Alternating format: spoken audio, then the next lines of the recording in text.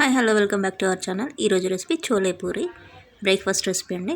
చాలా ఈజీగా చేసేసుకోవచ్చు. చూసేద్దాం రండి. చాలా టేస్టీగా, పూరి కూడా చాలా మెత్తగా, చాలా బాగుంటుంది. ట్రై చేయండి.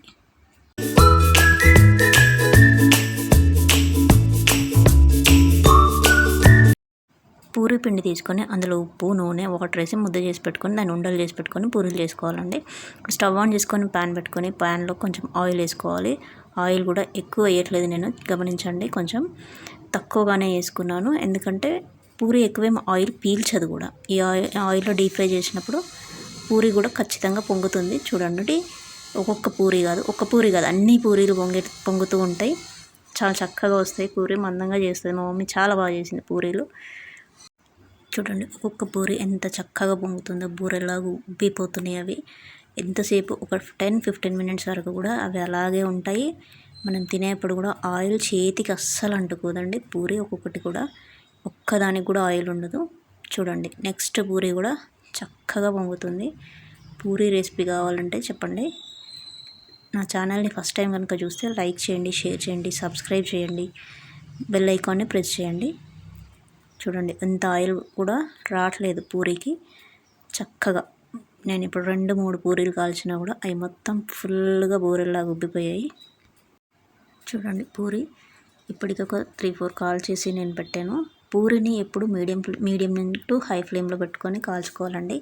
అప్పుడే పూరి చక్కగా పొంగుతుంది.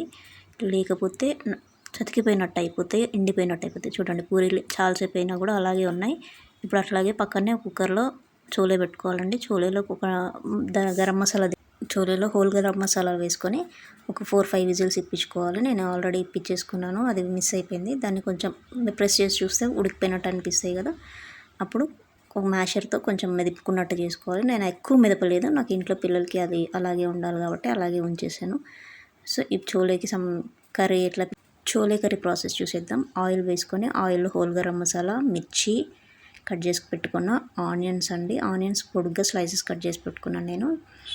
అవి కొంచెం వేసేసుకొని అందులో జింజర్ గార్లిక్ పేస్ట్, సాల్ట్, తగినంత పసుపు, అలాగే ఒక స్పూన్ గరం మసాలా, కొంచెం కారం, ఒక స్పూన్ వేసుకున్నాను. ఇప్పుడు నేను తర్వాత వాటిలో వేసుకోవచ్చు కదా అని చోలేలో ధనియా పౌడర్ వేసేసుకొని జస్ట్ ఫ్రై చేసుకుంటున్నానండి. ఒక 2-3 మినిట్స్ ఫ్రై చేసి పెట్టుకోవాలి. ఆయిల్లో ఆనియన్, పచ్చిమిర్చి మొత్తం ఫ్రై అయ్యేదాకా ఫ్రై చేసుకోవాలండి. అలా ఫ్రై చేసుకున్నాక ఇప్పుడు చోలే వాటర్తో సహా మొత్తం వంపేసుకొని గిన్నెలోకి ఫ్రై చేసుకోవాలి. ఫ్రై చేసుకునేప్పుడు మళ్ళీ కొంచెం సాల్ట్ ఉందా, కారం ఏమైనా తక్కువైతే అడ్జస్ట్ చేసుకోవాలండి. నాకు కొంచెం తక్కువ అనిపించింది, నేను కొంచెం వేసేసుకున్నా.